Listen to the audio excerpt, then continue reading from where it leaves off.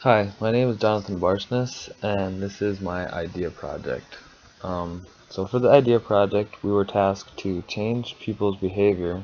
either their attitudes, feelings, or beliefs, through our design. The issue that I decided to tackle for this project was to change people's behavior about waste, but more specifically, plastic. So there's a really big problem with garbage in that typically, when we go to a store, we purchase an item and bring it out in a plastic bag. Not only would it come in a plastic bag, but that packaging of the product itself will also be plastic. So we don't inherently uh, create trash because we want to. We produce trash by default, and that's an issue that I wanted to start to address with this store design, is to try to encourage people to think about the second use of second, third, and potentially fourth use of plastics, and to create a way that would really stimulate people to come and bring that in for value. So for my project, I had my inspiration for the project was a kind of an arcade and science feel, where it was really not a classical square layout, but more of a rounded and intriguing space that um, incorporated the natural world as well as the built world and really created a connection between the two. Also, there would be a fun interactive 3D printing space where garbage collected could be used for having points, which could be used towards printing out material. Um, and then these printed items could either be used as gifts or put out into the community for um, interactive spaces, not only in the store or at your home, but put throughout the community. And then there'd be also an arcade where these points could be used for playing games, so a good way to get the kids involved within the process too.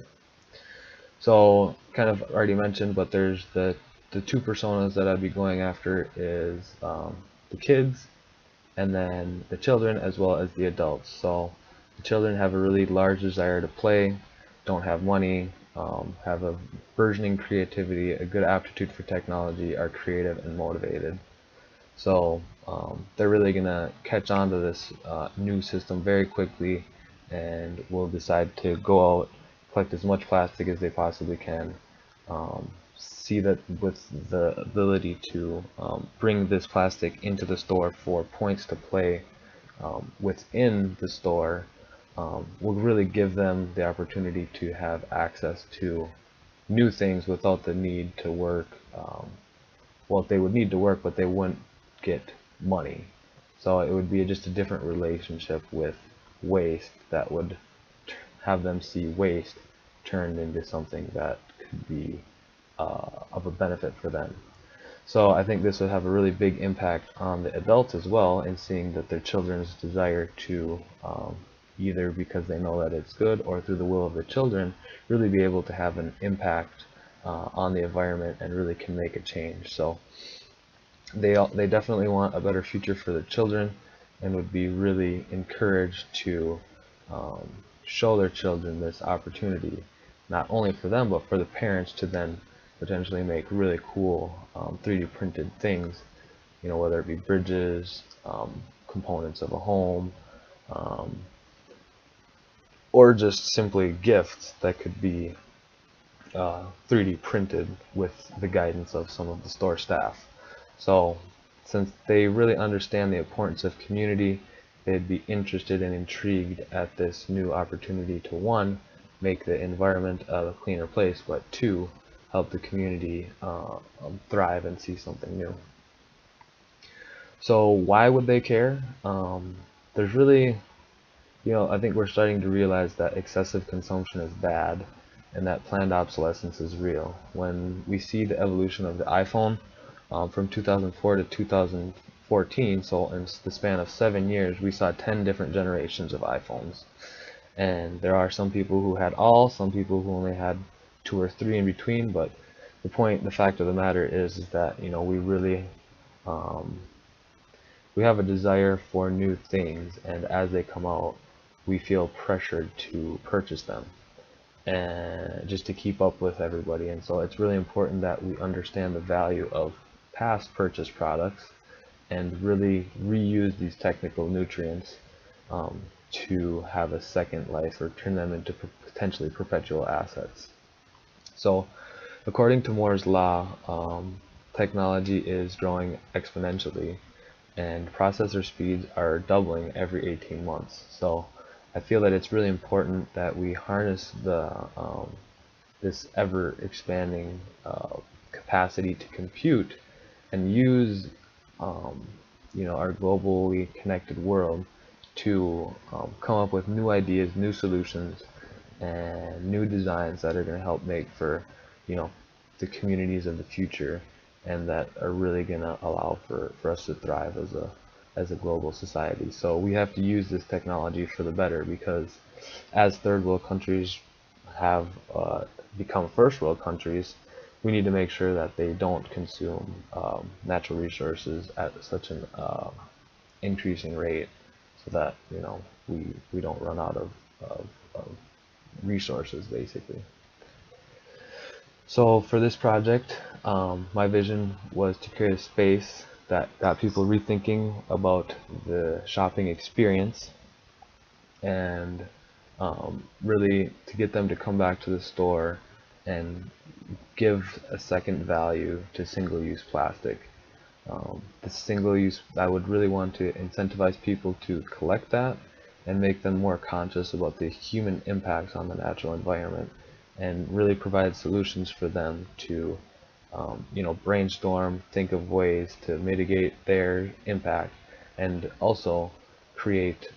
elements that could be put throughout the community that would make for a more intriguing space and really allow for children to kind of get away from the TV screen and go out into the world and be a little bit more physically active and understanding the human relation with nature. So how would I go about that? I would create a point system that was based off of the amount of plastic that you brought in, so weight based, and depending on the weight, you would, well, first you would introduce a card into these collection points to identify that it is you. The plastic would be weighed, and you'd have a certain amount of points given to you for that. This would be the kids could go out into the community and find different plastic elements, and they would be able to bring it into the store, collect points where they could get fun prizes that they could print or play with in the arcade, or do different experiences throughout the different science exhibits. For the parents, they could print out again practical items that would go throughout the community, and then these would be labelized and show like how many, what that offset in terms of CO2 emissions, how much landfill waste was diverted, and potentially how many trees, how much equivalent in trees that specific item correlated to. So the play space would be interactive, and the parents would be able to have a lounge area where they could oversee their children while they're doing the different activities. So for my logo, here's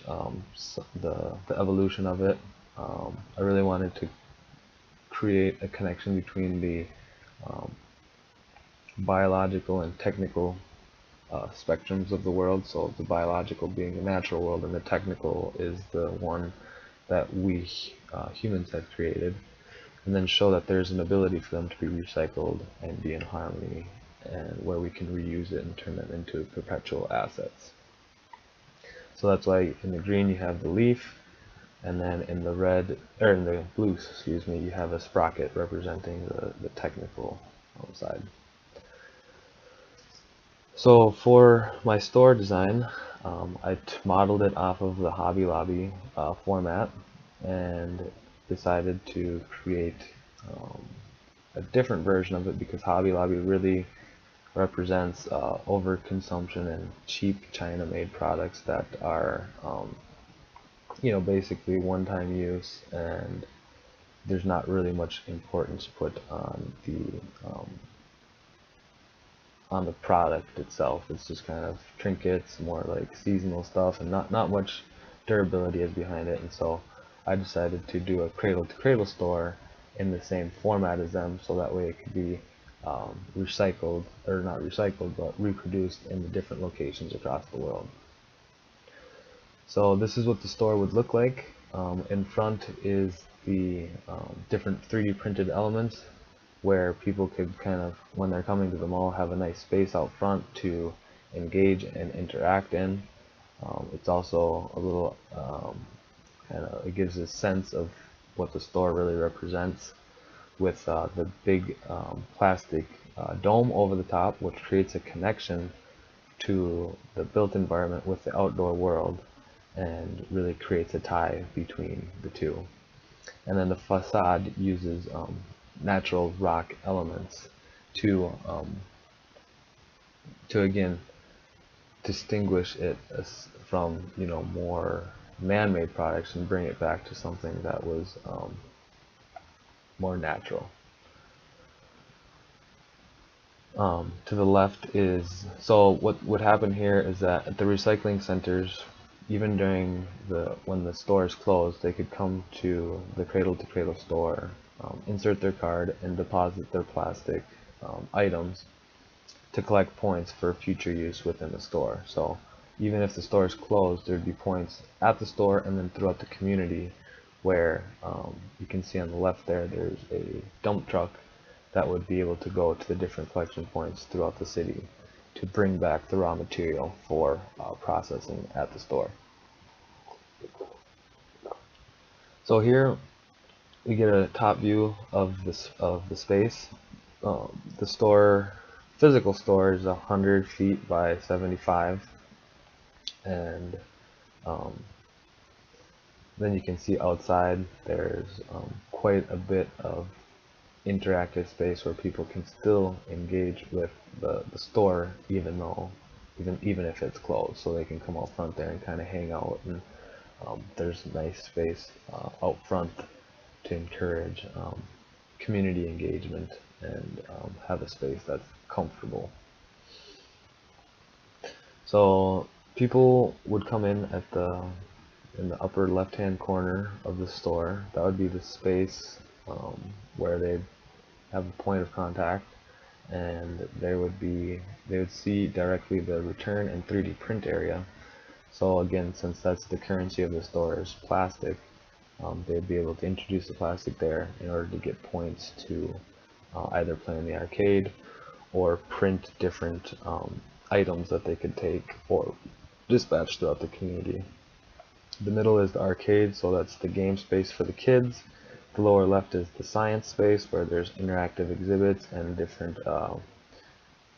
showcases that show different plastic items and the amount of time that it would take for that to degrade in the natural world, and to really kind of reinforce this idea that, you know, plastic is here and there is something that we can do about it to really reinforce and empower the kids and the parents to be the change that they want to see.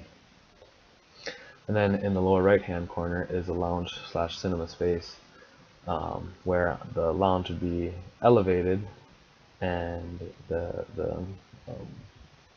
cinema is located beneath it. The space in itself is, the front portion where the entry and return area is 36 feet high, and then the back part where the science, arcade, and cinema is 24 feet high. So each of the different spaces is delineated with platforms or different heights to separate the space, not with physical walls, but with just different elevations throughout the space. So here, as you enter, there's the recycling center, where people can introduce their plastic and collect points. They get a good idea right away of what's going on, because you can see the plastic being brought up on a conveyor belt, where the plastic material will be then ground up to turn into the extruded material that will be used in 3D printers. And then they also, right as they enter, see basically everything. So there's the arcade, the 3D printing, the lounge area that's connected with an atrium that goes all the way up to the roof of the rear part of the building that you can see through the plastic bubble that connects the front space and the rear space and even the roof, to kind of show that there's really natural elements all throughout, to remind people that even though this is a built space, we're still connected to nature throughout the entire building. So here you get a better view of all of the different areas within it. The bubble really creates a good amount of natural light, so this is a good a way to reduce the amount of electricity that's needed to operate the building during the daylight hours,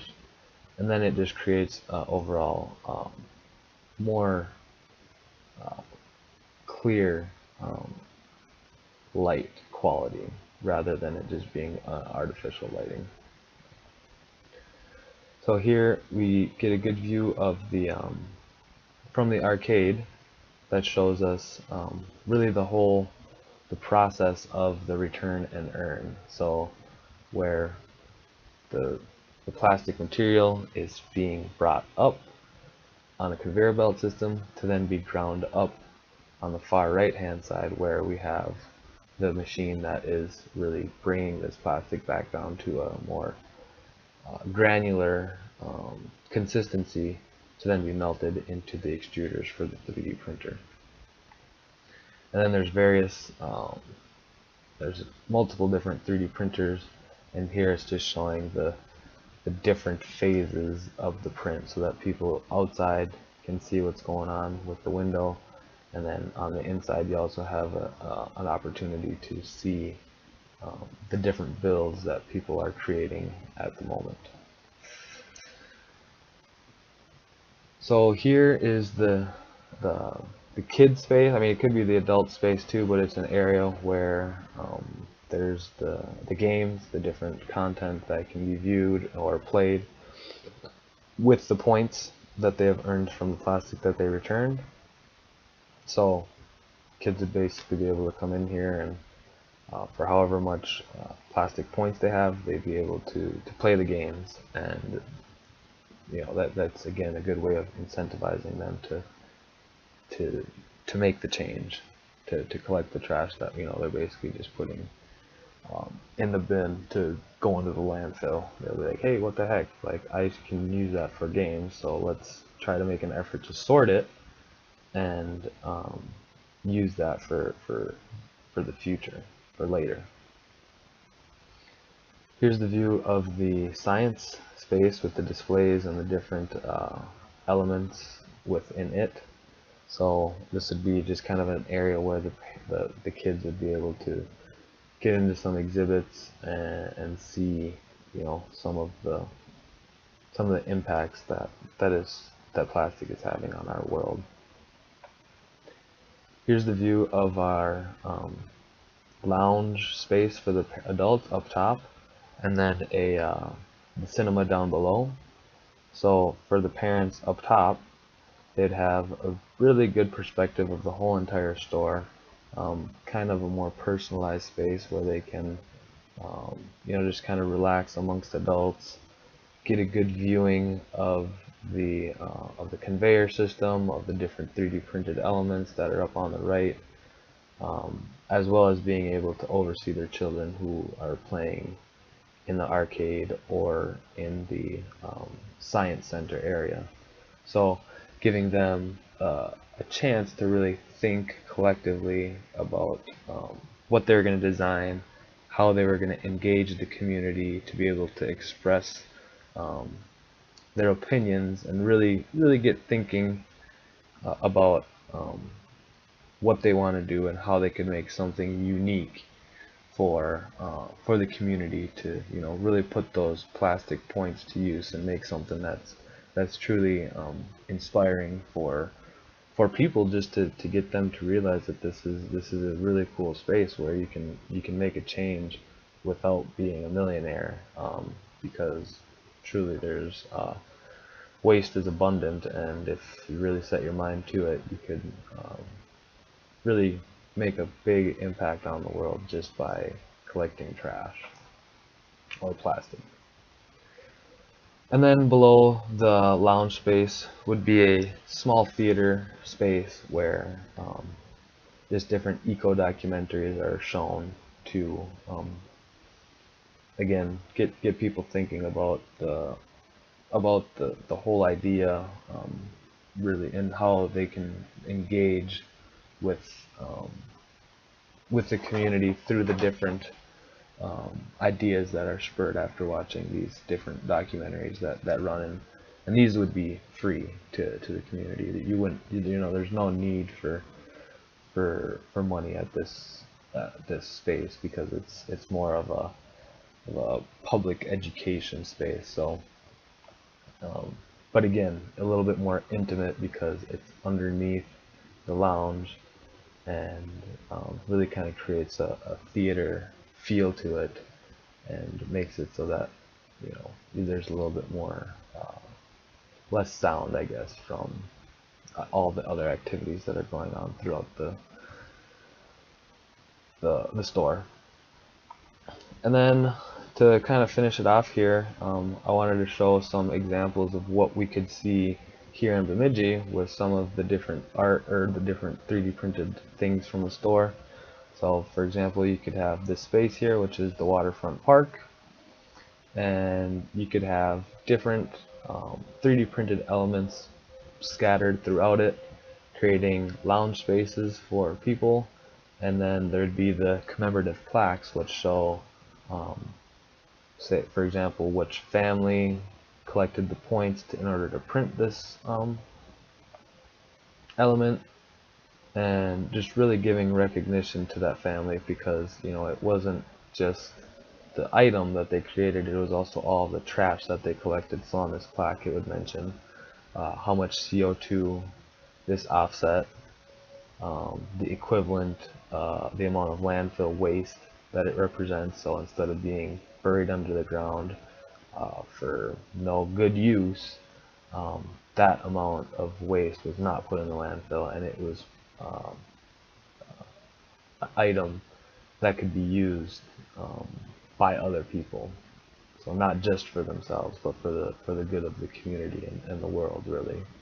So, and then could also be, since there's trees within these furniture pieces,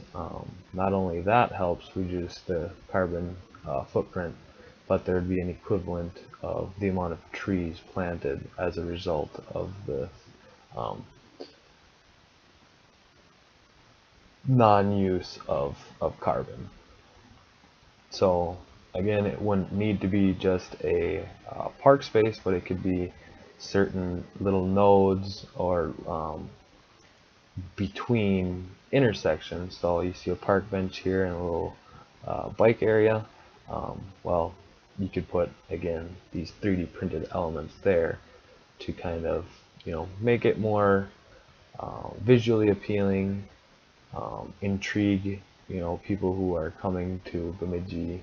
It's like, hey, I wonder where that came from. Well, the plaque would indicate, you know, this family did it, and printed at a C2C store around here. So it would give that exposure to the store and really reinforce the public wellness side of it. And so with that, that's the end of my presentation. So I hope that you see a good initiative here, and that, you know, this would really get people to change their behavior in terms of waste, and that either through charisma or education or example, there would be definitely a thought process change, and really get people to collect the waste and give it a perpetual use. So thank you for your time.